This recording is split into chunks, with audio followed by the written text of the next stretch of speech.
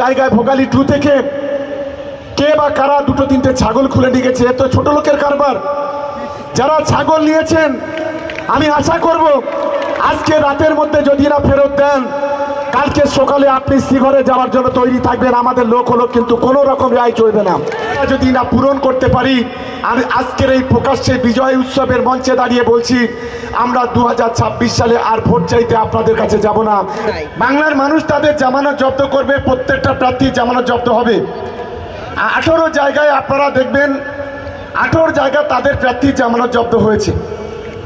আমরা সেদিন কথা দিয়েছিলাম আপনাদের কাছে, বিশেষ করে যাদবপুর লোকসভা কেন্দ্রে আমাদের যিনি প্রার্থী হয়েছেন 2 লক্ষের বেশি ভোটে জয়লাভ করবে।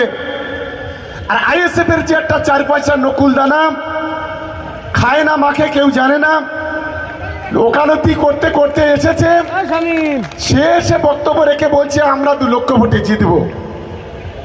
আর একজন আছেন আরএসএস এর একদম বড় পান্ডা দাঁড়িয়েছিল এখানে, ভেবেছিল আমাদের হিন্দু ভাই বোনেদের ভোটটা সবটা নিয়ে নেবে। ডক্টর অনির্বাণ সাহেব, আপনারা জানেন এই ভাঙড়ে 2021 সালে বিধানসভাতে আমাদের হিন্দু কমিউনিটি যে 95,000 ভোট, তার মধ্যে 38,000 ভোট পেয়েছিল 21 সালে বিধানসভা নির্বাচনে বিজেপি। আর এবারে লোকসভা নির্বাচনে সেখান থেকে প্রায় 10,000 কমিয়ে 28,000 ভোট এখানে বিজেপি পেয়েছে। তার জন্য সবাই মিলে একটা করতালি দেবেন আমাদের হিন্দু নেতৃত্ব, কমিউনিটি নেতৃত্ব যারা আছে তাদের জন্য। আমরা তাদেরকে ধন্যবাদ কৃতজ্ঞতা জানাই। এসসি এসটি সেলের যারা কর্মকর্তা আছে, আমরা মানুষের সঙ্গে কথা দিলে কথা রাখি। আমরা ভোট দিতে হবে বলে ধাপ্পাবাজি চিটিংবাজি আমরা করি না, এটা আমাদের কালচারে কখনো নেই। 4 মাস ধরে আপনাদের সঙ্গে আমরা কাজ করেছি, আমি কৃতজ্ঞতা জানাই। আমার একটা নিজের বিধানসভা আছে, কিন্তু আমার নিজের বিধানসভা চাইতে ভাঙড়ের মানুষ, ভাঙড় বিধানসভার মানুষ যে সম্মান আমাকে দিয়েছে, যে মর্যাদা আমাকে দিয়েছে, যতদিন বাঁচব আমাদের শেষ রক্তবিন্দু দিয়েও আপনাদের পাশে থাকার আমরা চেষ্টা করব। আমার নিজের বিধানসভার লিডটা আপনারা নিশ্চিতভাবে ইতিমধ্যে দেখেছেন। কোনো বড় মিটিং করতে পারিনি, নিজে কোনো মিটিং করিনি, শুধু মমতা বন্দ্যোপাধ্যায়, অভিষেক বন্দ্যোপাধ্যায়ের দিকে তাকিয়ে আমার বিধানসভা 1,66,244 ভোটে জয়লাভ করেছে।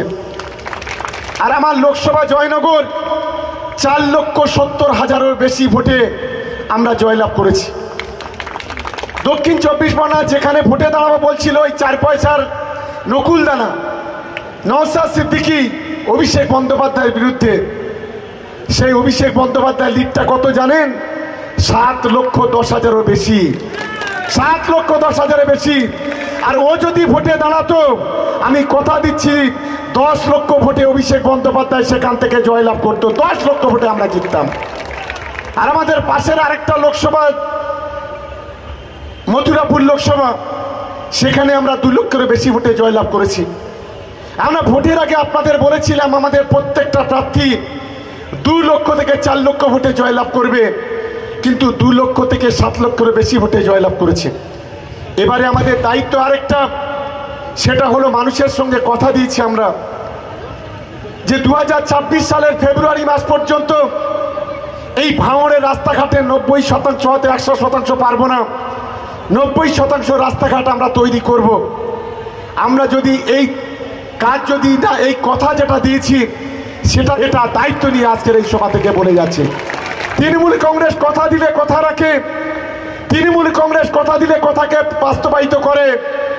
আর ওই 4 পয়সা দালাল অসভ্য 3 বছর ধরে গোটা ভাঙড়ে কোনো কাজ করতে পারিনি, 1 পয়সার কোনো ভাঙড়ের উন্নয়ন নিয়ে 21 থেকে 24 গোটা ভাঙড় জুড়ে রক্তের হোলি খেলা করেছে। আমার পাশে এখানে আমার দিদি বসে আছেন, রাজু নস্করের স্ত্রী, পঞ্চায়েত নির্বাচনে তার স্বামীকে পেটাতে পেটাতে খুন করেছে, মৃত্যু প্রাণ ভিক্ষা চেয়েছে বারে বারে, কিন্তু তাকে রেহাই দেওয়া হয়নি। আমাদের এখানে রফিকরা বসে আছে, গত ভোটের আগে তাকেও মেরে দেওয়ার প্ল্যান করেছিল, বোম মেরেছিল তাকে, কয়েকজন আহত হয়েছেন।